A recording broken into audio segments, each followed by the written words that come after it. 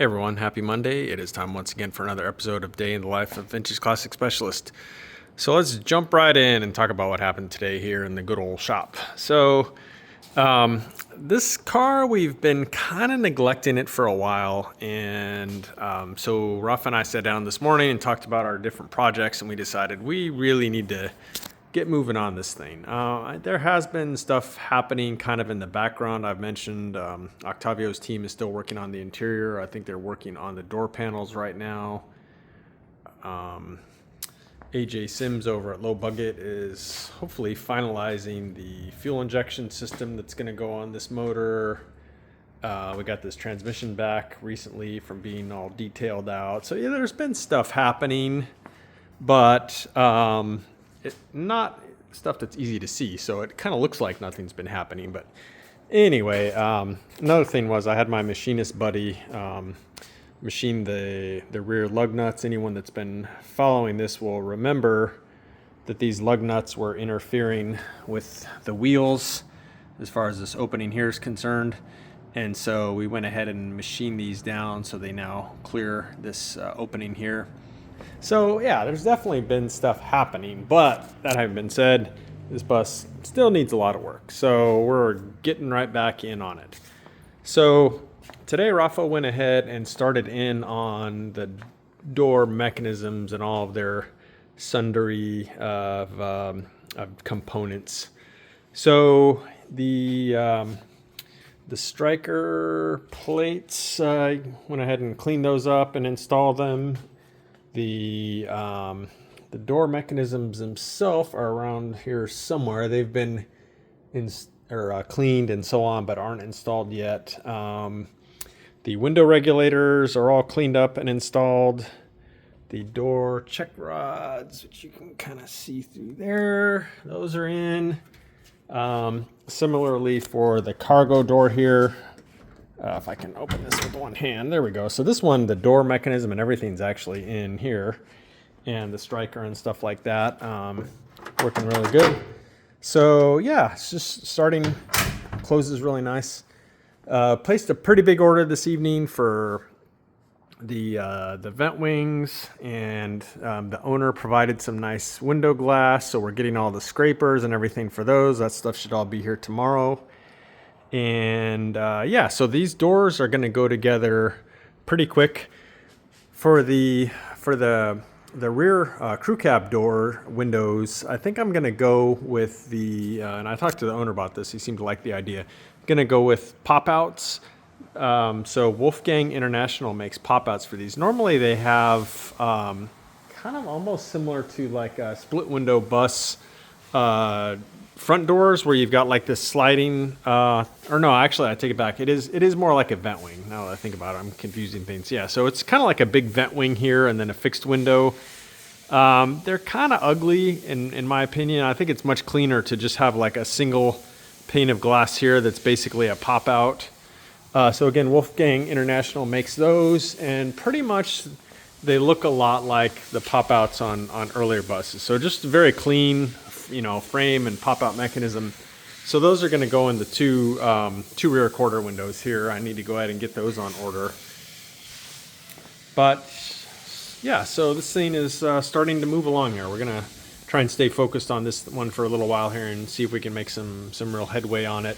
I'm hoping that the fuel injection system, at least the throttle bodies and the stuff I need to kind of like complete this motor to the point where I want to stick it in the car is going to be ready, so I can go ahead and build this thing out.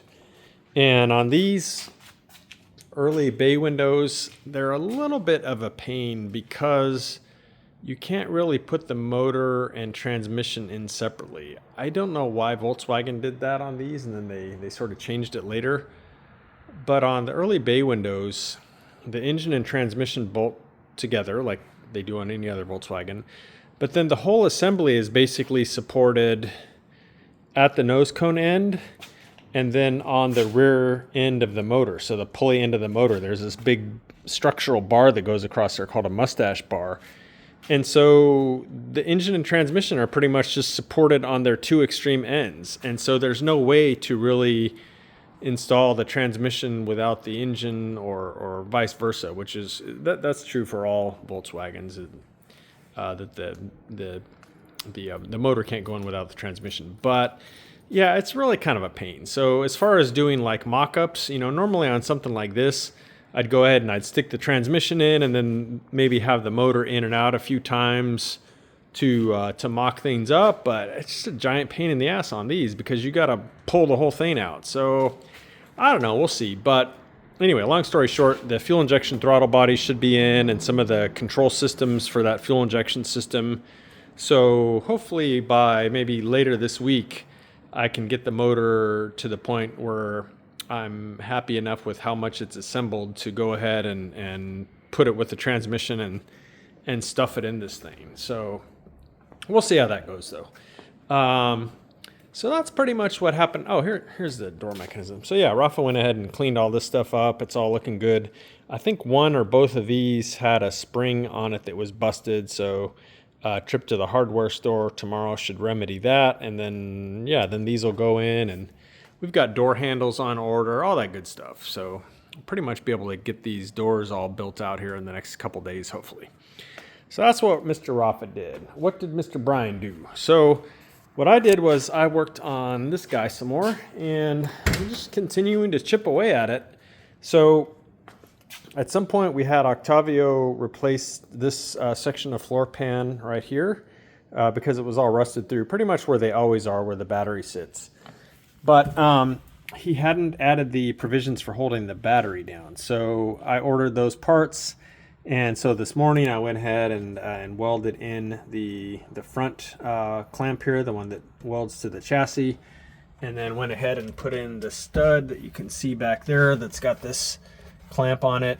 So yeah, the battery is all mounted. This is just a core battery, but the actual one will be pretty much the same size. So as far as like where to put these mounts and everything, this did the trick. So I went ahead and did that, and then I had previously finished the scrapers, the one-piece window scrapers and everything on the driver door, but I hadn't yet glued the window lift channel to the window. So I went ahead and did that today. I'm going to let it dry overnight, and then that door window is going to be all done. And what else? So I did that first and did the battery, and then thought, let's go ahead and put some more windows in this thing. So went ahead and put the West Coast metric cowl look style rubber on the back window. So no groove in here for trim because this is a cowlick car, so super clean. So yeah, I went ahead and put that seal on and pulled the window in, and it went in really nice. The West Coast metric window seals are really nice. Very soft, easy to get in, no real drama there. And then I did start in on the pop-outs. So at some point I had his pop-out frames powder coated, kind of a semi-gloss black. So, going with kind of the whole, mostly de-chromed theme here and cowlick windows. We thought this would match the cowlick windows really good as far as, not having any real trim on them versus having like an aluminum frame there would just look totally out of place. So those are powder coated, and went ahead and put this one together today. They're kind of a pain in the ass to assemble, I'll be honest with you, but got it together. And the inner seal, so new glass to frame seal, and then new frame to body seal. That one is actually a bigger pain in the ass than the inner one, but got all those in and then got it mounted up to the car. The actual latch is not mounted to the body on the C-pillar inside there yet, but probably do that in the morning.